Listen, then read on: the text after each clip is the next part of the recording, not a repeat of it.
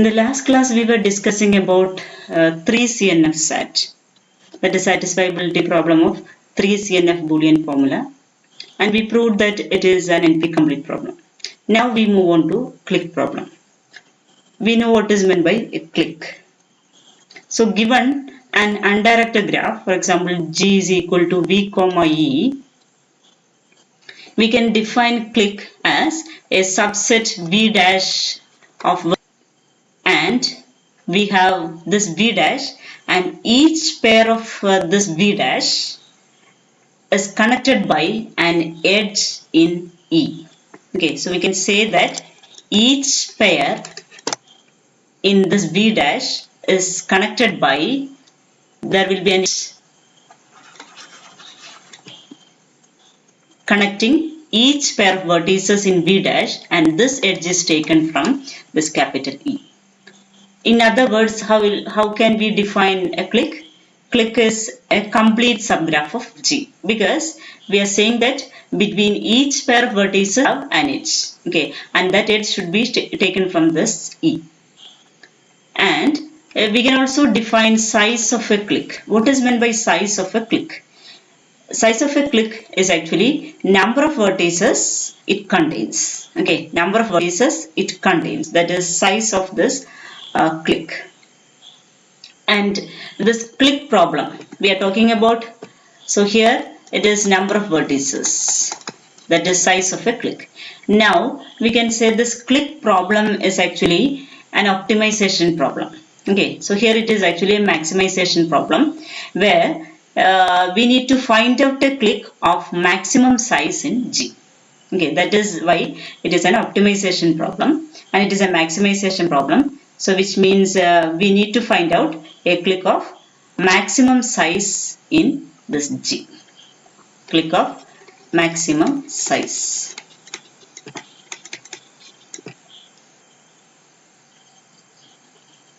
And as a decision problem, we can say that our click problem is actually whether a click of a given size k exists in the graph. That is the decision version of this click problem.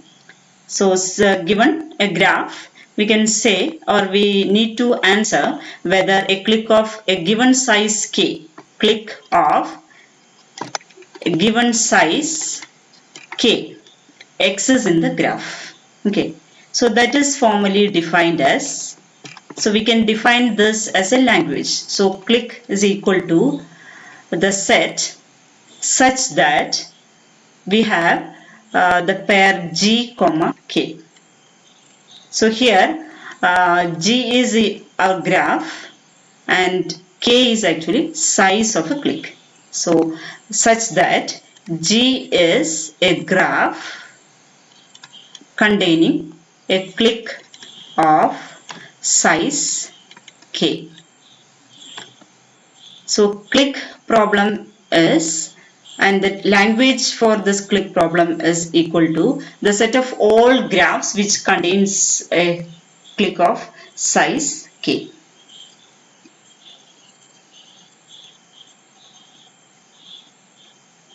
And normally how can we find out? Given a graph, we need to find out a click of size.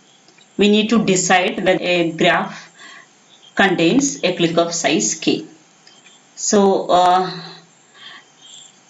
usually we can do this by listing, it is actually a complete subgraph of G. Okay, that is a click. So we can list out all subgraphs of size k and we can check whether there is a pair, which means there is an edge between every pair of vertices in G.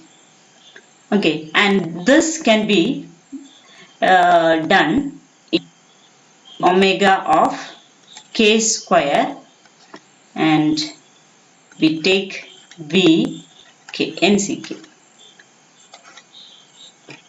So this is actually, so we are taking all pairs of this vertices of size k, all set of vertices of size k, and we need to check.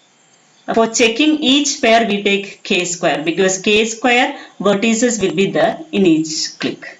Okay, so the total time will be like this. And if k is a constant, we can say this is actually runs in polynomial time, and usually k will be near to this uh, v by 2, and in which case this algorithm actually runs in super polynomial time. And actually an efficient algorithm for this click problem is unlikely to exist. So we have a theorem here, and the theorem states that the click problem is NP complete.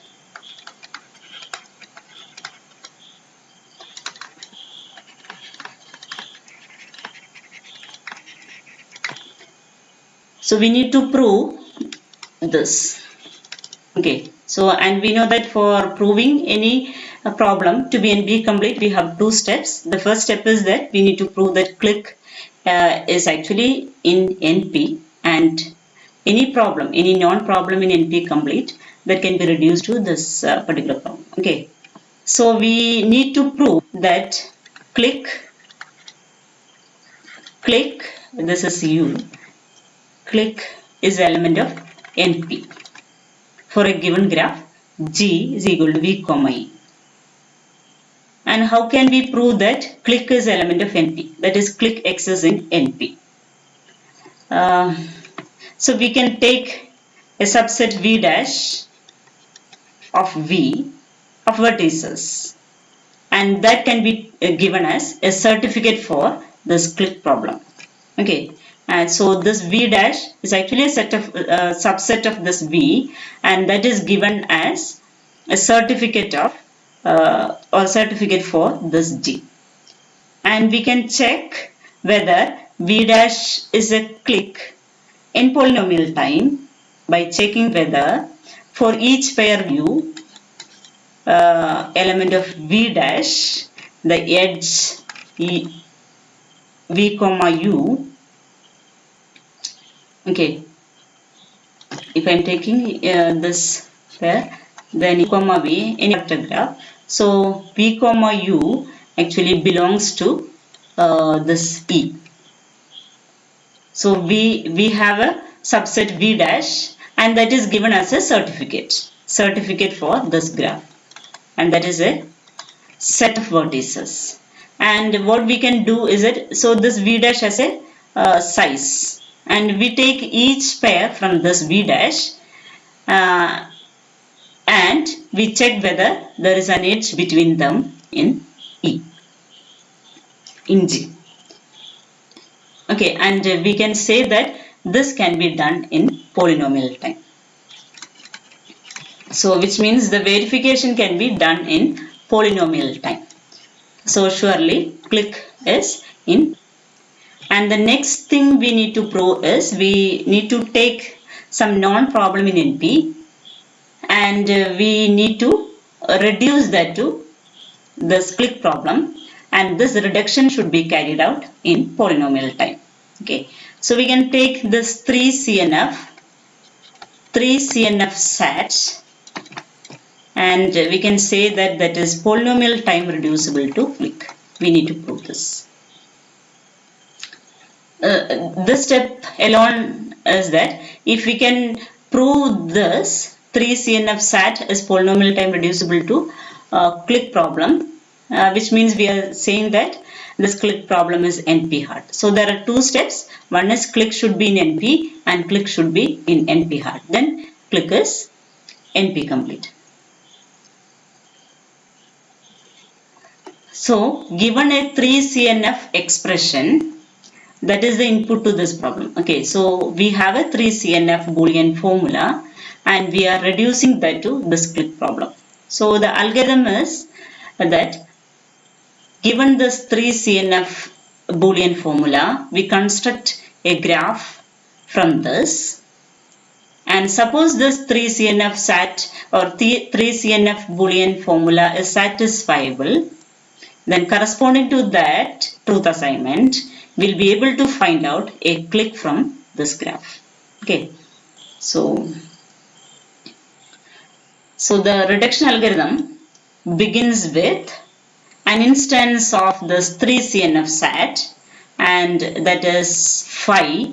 Phi is equal to C1 and C2 and etc. and Ck.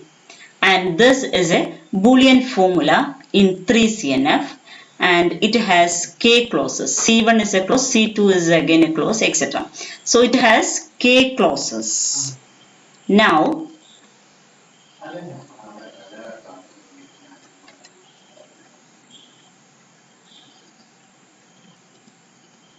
for each clause, for example, for r is equal to 1 to k, each clause,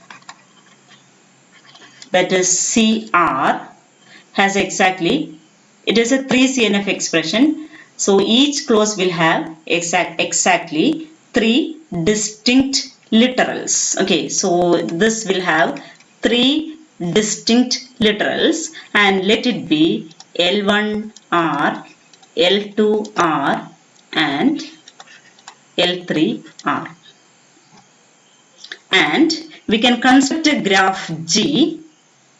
So we have a graph G such that this phi is satisfiable. That is, this Boolean formula is satisfiable if and only if G has a clique of size K. So clique of size K. So what is the relation there? We have a phi, that is a Boolean formula, and this Boolean formula is in 3CNF and it has k clauses. And this Boolean formula is satisfiable if and only if G has a clique of size K. So in this way, we are trying to construct a graph G. Okay, so the construction of this graph G will be as follows. That is, for each clause CR, we take it as CR is a clause, that is actually disjunction of literals. Okay, so L1R or L2R or L3R. And for each clause in this phi, it has 3 distinct literals. Okay, so corresponding to this, we place a triple of vertices. Okay, so we have 3 literals, so we are placing 3 vertices, triple of vertices, that is V1R. So you can call them as V1R, V2R and V3R into this V. Okay, what is V? V is set of vertices of the graph. And okay, so now what we can say is that for each clause CR will have 3 distinct literals. Okay, so corresponding to that, we'll have 3 vertices in capital G or in this graph. Okay, and we need to put now, so now we have constructed this vertices, and we need to put edges between these vertices. Okay, so we can draw an edge between 2 vertices VIR and VJS. Okay, we are trying to draw an edge between VIR and VJS if 2 conditions are true. The first condition is that VIR and VJS are in different triples. Okay, which means R is not equal to S. Okay, so we can draw an edge from one clause to another clause. Okay, we should not draw an edge from one vertex to another vertex where they are in the same clause. Okay, so which means VIR and VJS are in different triples, and the second condition is that their corresponding literals are consistent. Okay, these literals should be consistent. So what does that mean? Consistent means we are talking about Li, suppose LIR. LIR is not the negation of LJS. Okay, so they should be consistent, which means they should not be negations. Okay, so LIR is not negation of LJS. Okay, so these are the two conditions to be followed. So the first condition is that they should be in different triples and they should be consistent. Then we draw an edge. Otherwise, we'll keep them. And what we need to prove is that we can construct this graph in polynomial time. Okay. So let's take an example and to draw. So let's take phi. Phi is equal to x1 or negation x2 negation x3 and negation x1 or x2 or x3 and x1 or x3. Okay, suppose this is the graph, this CNF expression. Okay, so x1, so each clause will have three distinct literals. So here we have an x1, negation x2, negation x3, etc. Okay, we have three clauses. K is equal to 3.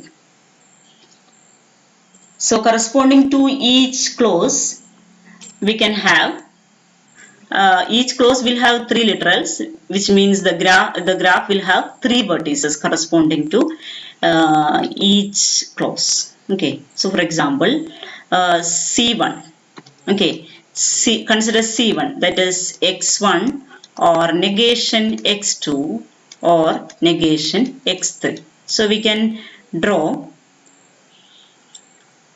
x1, then negation x2, then negation x3. Then we have C2. C2 is negation x1 or x2 or x3.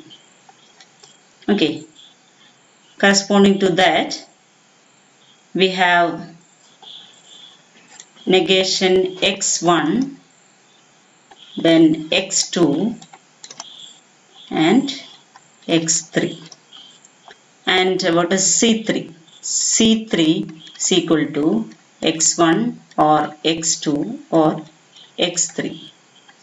So we have x1, then x2, then x3.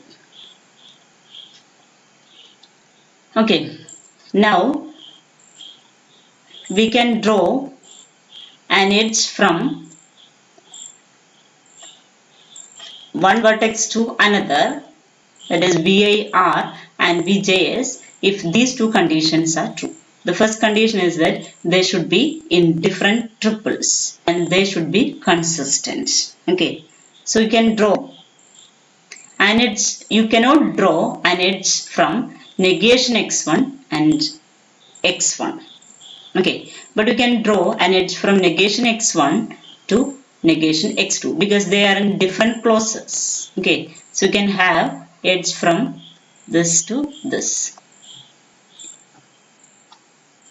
And from this, from x2, you can have edge to this, and you cannot have an edge to this, but you can have an edge to this vertex. Okay, and from x3 you can draw edge to this and edge to this.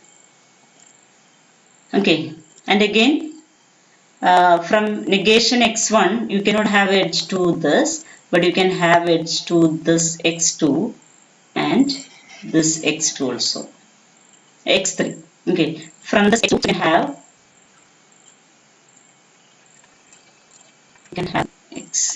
x1 and x2 to x2, x2 to x3. Okay, now for x3 also you can have x3, you can have edges to these, and from this x1 you can have edge to this and to this also, and from this x2 from this and to this also, and from x3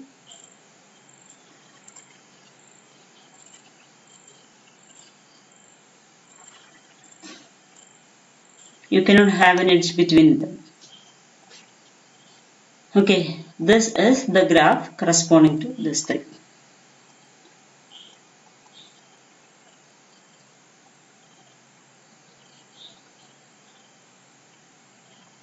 Okay,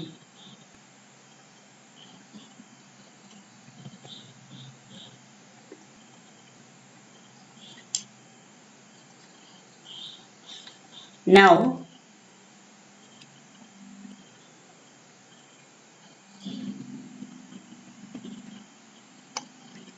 next step is that we need to prove that this transformation of phi into g is a reduction.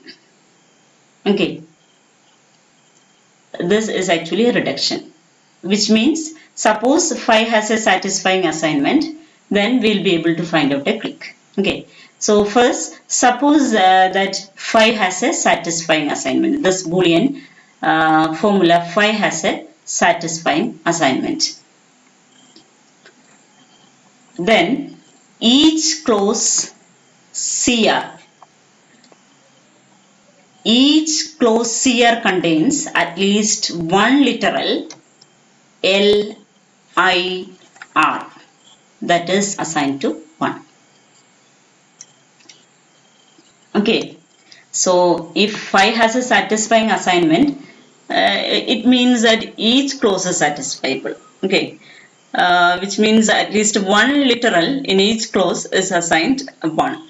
And corresponding to that, what will happen? We know that each such literal corresponds to a vertex VIR. Okay, corresponding to this, we have a vertex VIR. And picking such true literal from each clause will actually yield a set V dash. Okay, so we are picking only this LIR. Suppose LIR is true, then we are taking this true literals from each clause. And corresponding to that literal, we have a vertex in the graph. Okay, so we'll get a V dash. Okay, which is V dash of K vertices. Why K vertices? We have K clauses.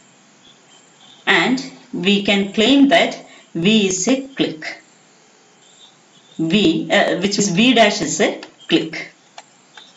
That is, for any two vertices VIR, VJS, element of V dash, and we know that R is not equal to S. Corresponding to this, we have LIR and LJS, and this will map to 1 by the given satisfying assignment. And thus, these two will be assigned 1, which means this cannot be complements. Okay, and thus by the construction of G, the edge VIR VJS actually belongs to E, because they should not be complements because they both are assigned to 1. So which means they cannot be complements, which means there will be an edge in the graph. Okay, if they are not complements, and we know that R is not equal to S, so which means they are in different triples or different clauses, so there will be an edge between them. So we are taking such pair from V dash. So V dash will actually mean a clique. Okay. So conversely, suppose V dash, we assume that V dash is a clique. Okay. And this clique of size K. So V dash is a clique. Now we need to prove that the CNF is actually satisfiable. So how can we do that? So we can say that no edges in G connect vertices in the same triple. That we know. No edges in G connect vertices in the same triple. So V dash contains exactly one vertex per triple. Okay, so V dash is a clique. V dash is a clique, which means it is actually a connected subgraph, complete subgraph. Okay, so what we can say that no edges in G connect vertices in the same triple. So V dash contains exactly one vertex per triple. So when you reach one vertex in a triple, you cannot take the second vertex because there is no edge between them. So from one vertex in one clause, you can move to the next clause only.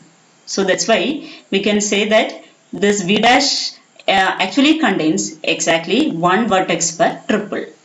We can assign one to each literal.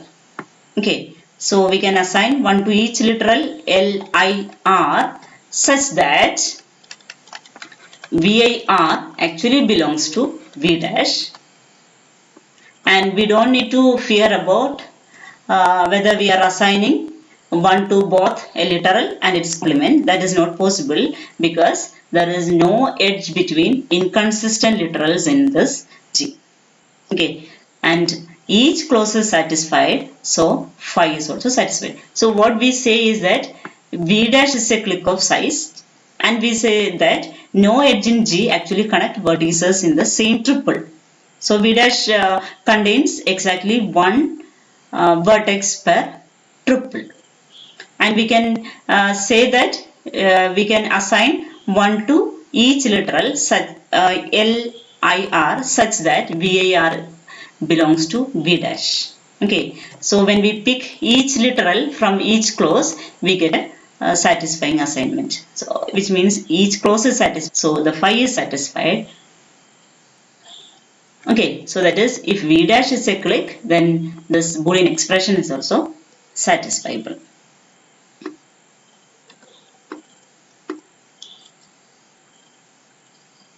And suppose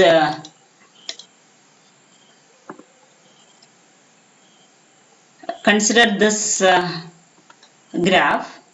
So there, suppose we have x2 equal to 0 and x3 equal to 1, and x1 is either 0 or 1. Okay, so x2 equal to 0. So which means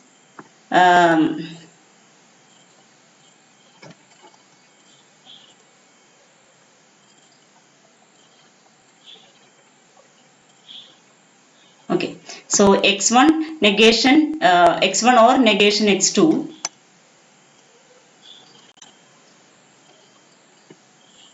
x2 equal to 0, x3 equal to 1, x1 equal to either 0 or 1. So the first clause is x1 or negation x2 or negation x3. So x2 is equal to 0, so which means the satisfying will be negation x2. Okay, so negation x2 will satisfy this clause, and x3 is equal to 1. So we have x3 here, C2, there x3 will satisfy this clause, and here also x3 will satisfy because we have x2 here. Okay, x2 is equal to 0. So what we can say is that from clause or C1, negation x2 will satisfy. Okay, so let's take negation x2. Okay, negation x2. Then C2, the satisfying element is x3 is equal to 1. So we can take x3, corresponding literal can be taken. X3, corresponding to that we have x3 here, and here also we have x3, so that is with the C3. Okay, so we have x3. Now we know that from x3 we have an edge to this x2. Okay, this edge, and we have from negation x2 this x3, and from this x3 to x3. So that is actually a clique of this graph. Okay, a subgraph is clique of this subgraph. I mean clique of this graph of size k, and here k is equal to the number of clauses, that is 3. Okay, so this reduction can actually be done in polynomial time because we have only k clauses and we are constructing a graph. This is the procedure for constructing the graph, and corresponding to a truth assignment, we'll be able to find out a clique. Okay, which completes the proof.